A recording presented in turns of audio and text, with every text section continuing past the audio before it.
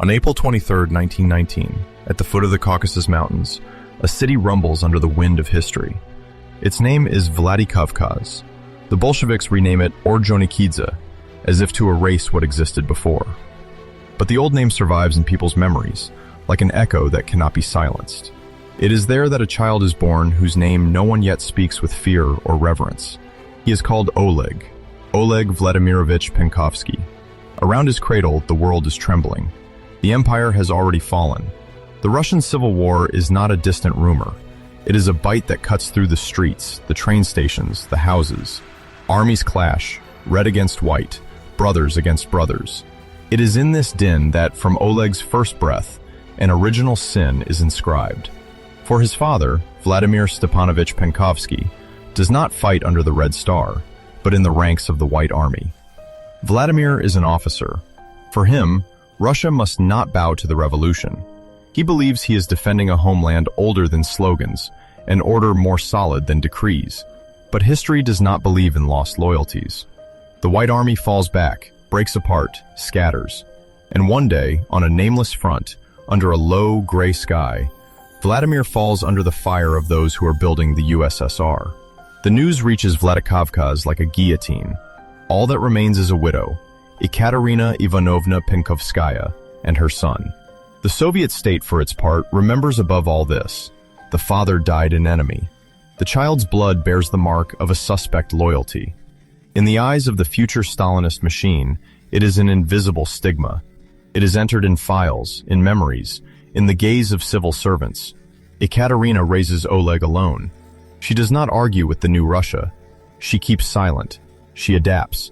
She understands that to survive, the son must not imitate the father.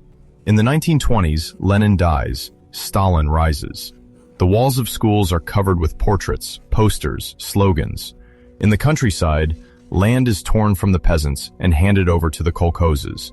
In the cities, steel, coal, factories, everything is mobilized for the great march forward. Oleg's childhood unfolds under this weight. Shouts of orators in the squares, parades of the Red Army, rumors of purges.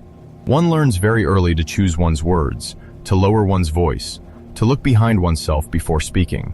In the corridors of the administrations, the GPU, then the NKVD, keep watch. Doors close at night on entire families who are not seen again in the morning. And yet, in this world of organized fear, a path to salvation seems to open for the son of a white officer. The Army. The Red Army devours men, but it also makes careers. It offers a uniform, a rank, a roof. It rewards loyalty with stripes on the sleeve. For a child of politically dubious origin, it is a bold gamble. Oleg makes it. In the 1930s, he enters Soviet military schools. There, the past is weighed, dissected, but performance, discipline, fervor can sometimes redeem the blood. Oleg chooses artillery. The gun, the trajectory, the adjusted shot. It is a weapon of calculation and power, a cold science in the service of a burning cause. He learns formulas, ranges, angles. He repeats slogans, sings hymns, studies the portraits of marshals as others read icons. Around him, Stalinist terror intensifies. In the barracks as elsewhere, shadows move. Officers disappear. Heroes of the Civil War are declared traitors. The army itself is purged. But Oleg remains. He advances. His instructors see in him a serious, precise, ambitious student. He cannot erase his father's past. He can, however, demonstrate every day that his loyalty belongs entirely to the Soviet state. When the war breaks out, it does not yet bear the sacred name of the Great Patriotic War. In 1939, agreements, calculations, borders shift. But in June 1941, everything changes. Nazi Germany strikes.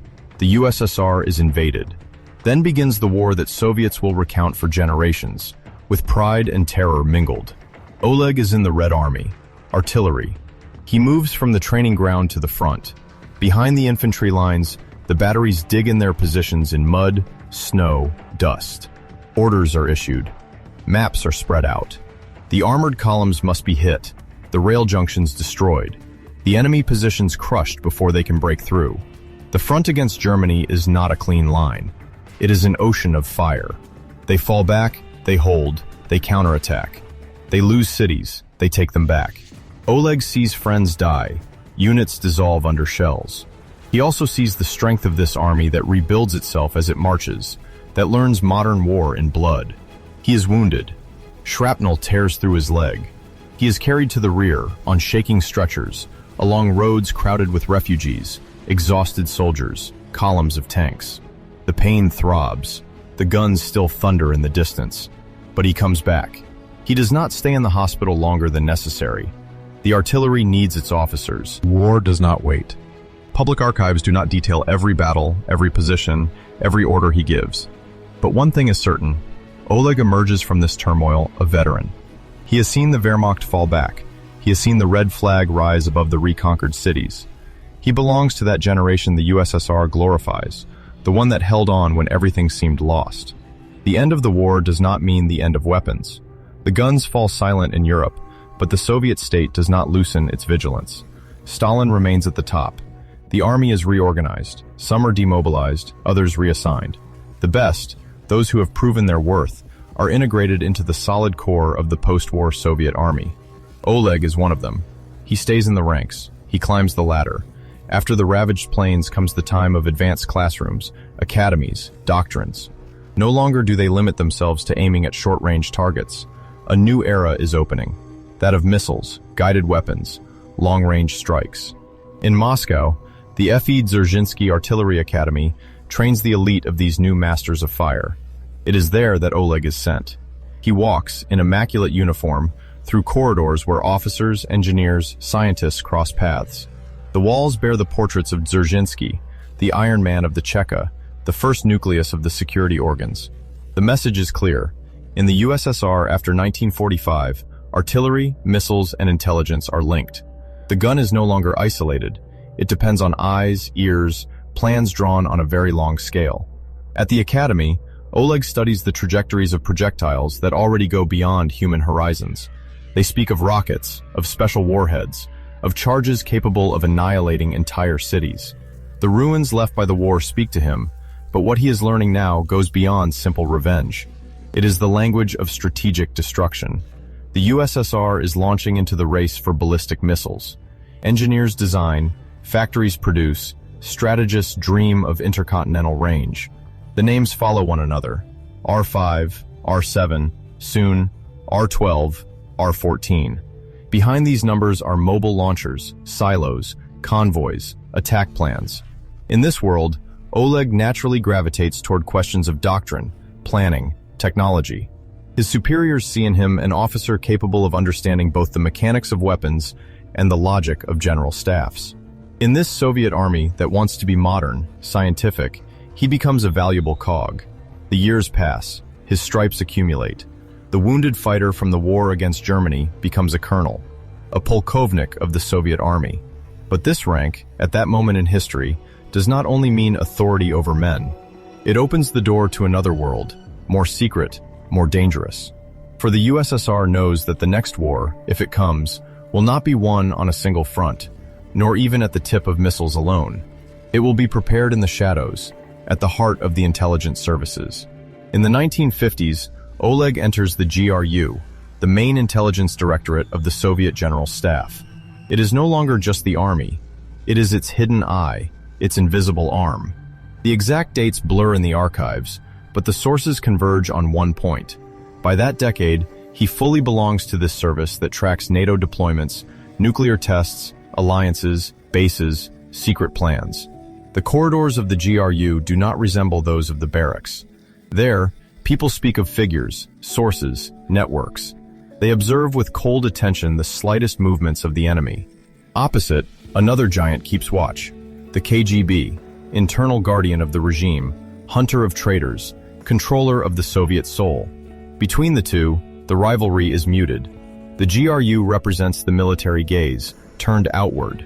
The KGB, for its part, claims to be omniscient, omnipresent, both inside and outside. Oleg finds his place in this complex landscape. He is assigned to liaison and analytical functions related to missile forces, artillery, international military relations. He handles the most sensitive documents, capabilities of new weapons, plans for their use, escalation doctrines. He reads reports destined only for a few selected eyes, behind the locked doors of Moscow. In this world, an official delegation is never just a ceremony. When the USSR sends officers abroad, it entrusts them with visible and invisible objectives: factory visits, conferences, diplomatic meetings, but also assessments, contacts, information gathering. Oleg travels like this to Turkey and to other allied or neutral states. He discovers foreign hotels, diplomatic lounges, conversations where every word is weighed, every smile is a mask. In Moscow, his personal life is taking root. He marries Vera, sometimes called Veronica depending on the transliterations. They have a daughter, Elena. The man who carries on his shoulders the weight of so many military secrets is also a father who comes home in the evening to an apartment in the capital. A husband who shares a meal, worries, half-formed dreams. His status gives him real privileges, even if they remain modest compared with the splendor sometimes displayed by propaganda. A decent apartment, better rations, the discreet respect accorded to senior officers. He belongs to that Soviet upper middle class, fed by the military apparatus, bound by duty, flattered by prestige. But around him, the world is changing once again. In 1953, Stalin dies. The iron lid cracks. Power struggles break out at the top. Eventually, one man prevails: Nikita Khrushchev. With him, a new era begins. People speak of de-Stalinization. Certain crimes, certain purges are denounced. Portraits are taken down, statues pulled down. Part of the terror eases, but the confrontation with the West does not lessen. It changes form. The Cold War enters its nuclear phase. Space becomes a symbolic battlefield. Missiles, a language of threats. To impress the world, Khrushchev multiplies speeches about Soviet power. He promises missiles produced like sausages. He talks about the ability to crush American cities at will. In Western chancelleries, these words turn into anxiety. People speak of a missile gap, of a supposed American lag behind Soviet nuclear forces. Oleg, for his part, knows what the reality is. Around 1959-1960, he is a GRU colonel, a specialist in missile and artillery issues. He has access to documentation on the R5, R7, R12, R14 programs. He knows the real numbers of launch pads, preparation times, production rates for nuclear warheads. He sees in black and white the gap between triumphant propaganda and industrial and strategic reality. This position is dizzying. On the one hand, he serves a state that bases its power on secrecy, discipline, fear. On the other, he looks at a world where the shadow of a miscalculation can lead to the annihilation of entire continents. He knows that Western leaders, lacking reliable information, may overestimate the capabilities of the USSR and respond with an escalation from which there is no return. In the West, intelligence services desperately seek eyes inside this Soviet fortress. The CIA, MI6, the French services, and others scour every possible crack. Aerial photographs show silos, ramps, installations. But without the word of a man who knows the Soviet machine from the inside, their estimates remain approximate, fragile. Oleg Penkovsky stands at the crossroads of these two worlds. GRU officer, respected colonel, veteran of the Great Patriotic War, graduate of the Dzerzhinsky Academy, he moves at the very heart of the figures, plans, and secrets that decide between peace and apocalypse. Every day, he enters offices where files stamped with the strictest markings are stored.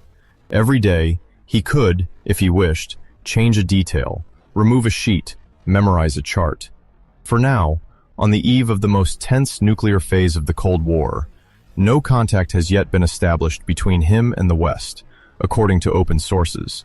But already, in his trajectory, everything is there. The dubious family origin, the father defeated by the Red Army, the mother alone in the shadow of the purges, the ambitious child who chooses the army to redeem his blood, the artillery officer forged by war, the GRU colonel plunged into the arcana of missiles. Around him, the Soviet machine is tightening. The R5 and R7 missiles have opened the way. R12 and R14 are preparing to extend Moscow's reach far beyond its traditional borders. In Khrushchev's speeches, Soviet superiority is displayed as a blinding truth.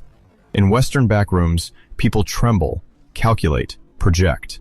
In Washington, in London, they seek to penetrate this wall of silence. In Moscow, secrecy, surveillance, mistrust are being reinforced. And at the center of this field of forces, a discrete figure in group photos, a name still unknown to the general public, stands a man whose fate is soon going to cross the forbidden line. A GRU colonel, Oleg Penkovsky, bearer of keys the West dreams of obtaining, that the USSR cannot lose without trembling. The events to come will make him one of the most valuable agents of the Cold War, and one of its most tragic martyrs.